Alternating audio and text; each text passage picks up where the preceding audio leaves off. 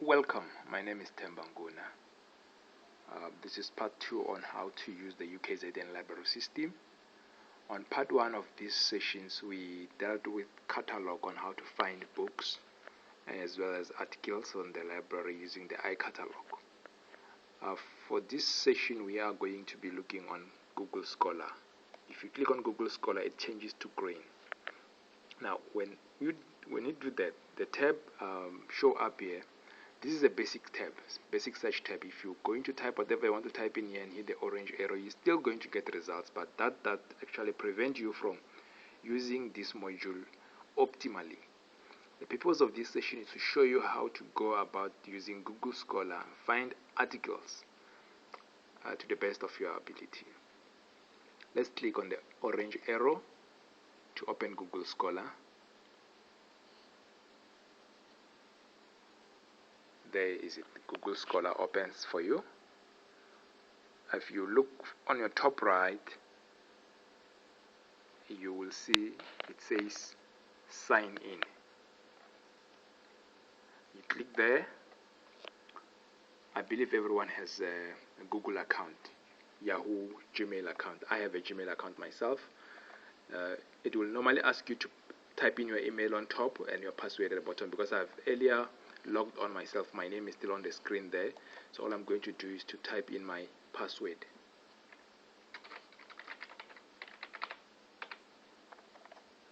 And I sign in. If you move back to the top right, you will see that my email address is showing up there. That tells you that I'm logged on now. Let's move to the top left and click on Scholar to open Google Scholar. Start working. Google Scholar will open up like this, and that's a search tab for you. Again, when you type in something there and hit the search button, you are using a basic search. We are here now to show you how to use the advanced search for you to be able to use this function optimally. Let's click on a drop down arrow there. The advanced search tab will show up. If you look closely, it tells you all the things that you got to type on the search tabs there. It says here, find articles. I'm actually instructing Google Scholar to find articles with all the words. Now, depending on the topic, say we have a topic that talks about sexual harassment. You as an HR manager or as a student, HR student, you've been tasked to do an assignment that talks about sexual harassment in the workplace. You can type those words there. Find articles with all the words. We wouldn't mind to have an article that talks about that sexual harassment in the workplace.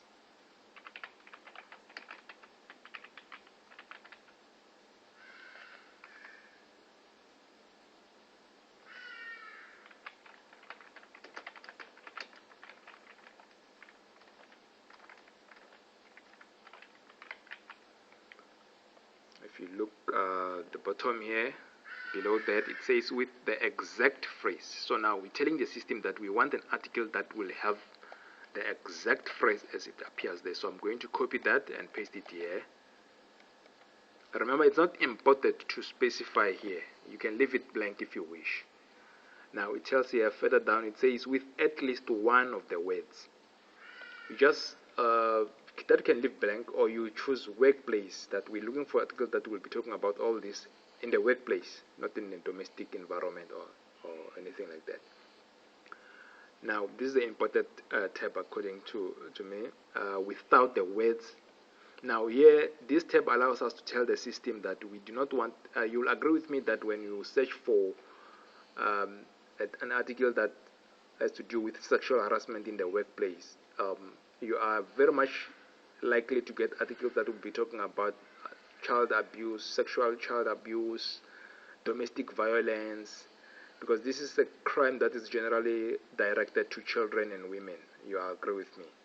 Now, as an HR manager or as an HR student, you're not looking for all those domestic violence related articles, but you're looking for strictly sexual harassment in the workplace articles. So you tell the system here that I'm not interested in domestic violence article.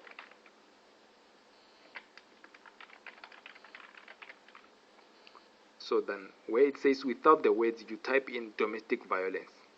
Or you can type this again in your search tab when you try to do a search again after you got the result. You want to find a different set of results. You come back here and type the same thing over there, and then here you say child abuse. There is no thumb of rule on which ways to put in here in keywords. My advice to you is that you play around with your keywords. You can change them as many as possible for you to get different kinds and sets of results. Every time you put different keywords here, different results will show up. So play around that and get as many as possible, as much as possible. It allows you to put in the author there, but we do not know who wrote these articles because what we are conducting here, we are conducting a wild search, so it's not important to populate that. Further down there, it allows you to limit your search according to period.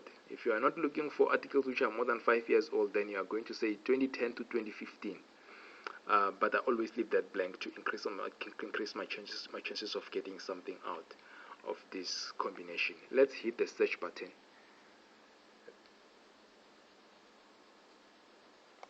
Search. The result comes up. There we go. Sexual exploitation, rape, child abuse in the workplace, harassment. Scroll down. There your results are coming out. Now you're going to be opening each article and see what is it all about, and if you do like it, you're going to save it. Say we like, this is the article, a theory of tort liability for sexual harassment in the workplace. We're interested in this article, so all we do is to click on the article.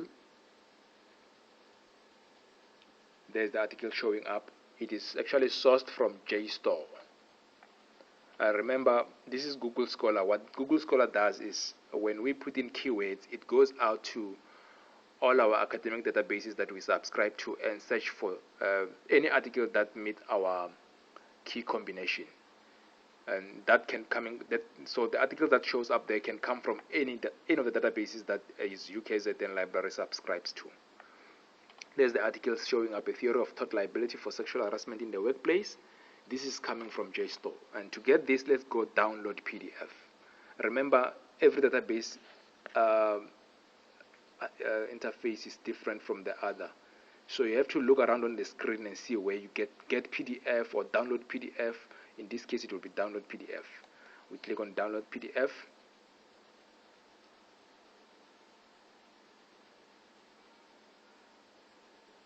It is downloading. It will take a few seconds.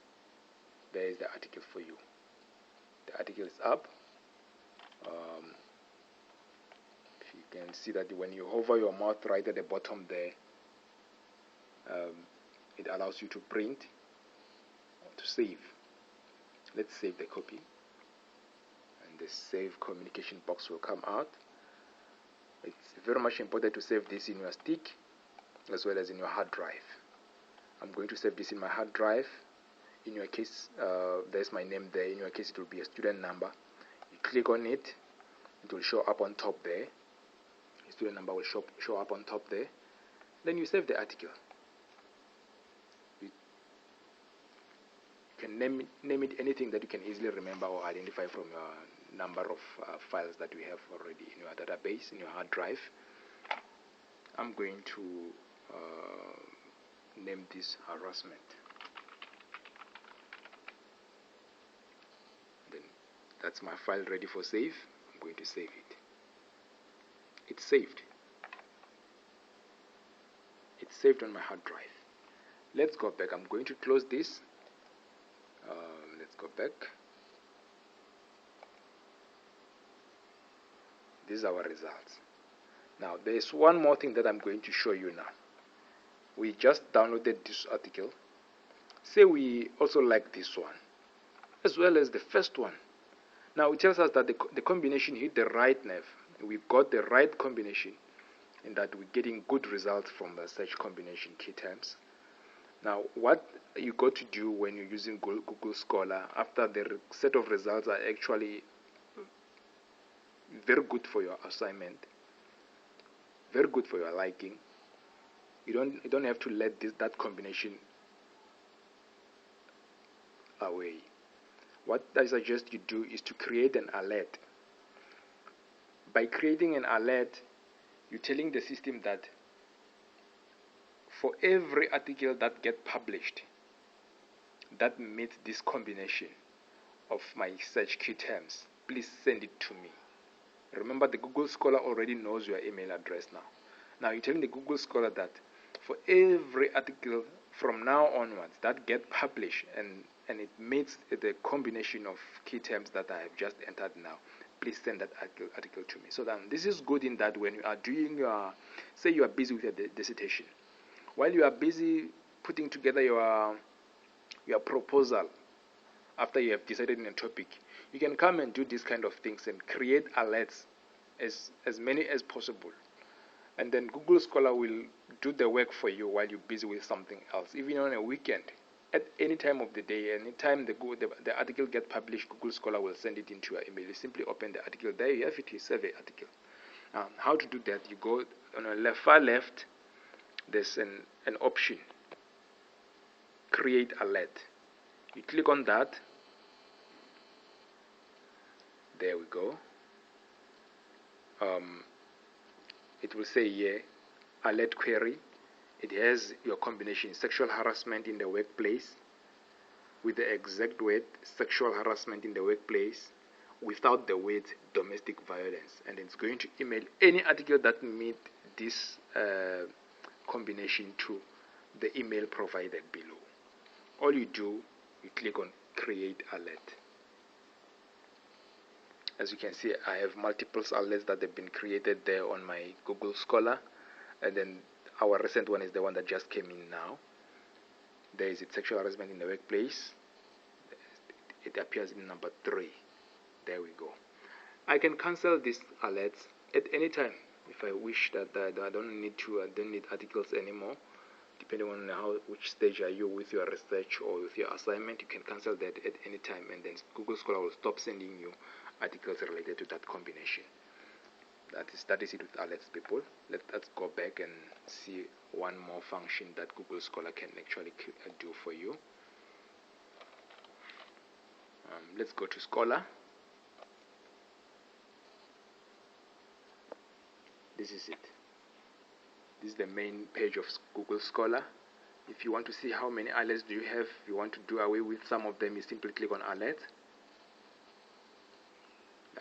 The alerts will show up as you saw them earlier. Let's go back to Scholar. There is library, my library. Let me click on my library and see what is there. These are the articles which I've saved myself, in my previous searches. These are the articles which I've saved myself. I'm going to show you how articles get to find themselves under library. Let's go back to Google Scholar, and let's go back to the results actually.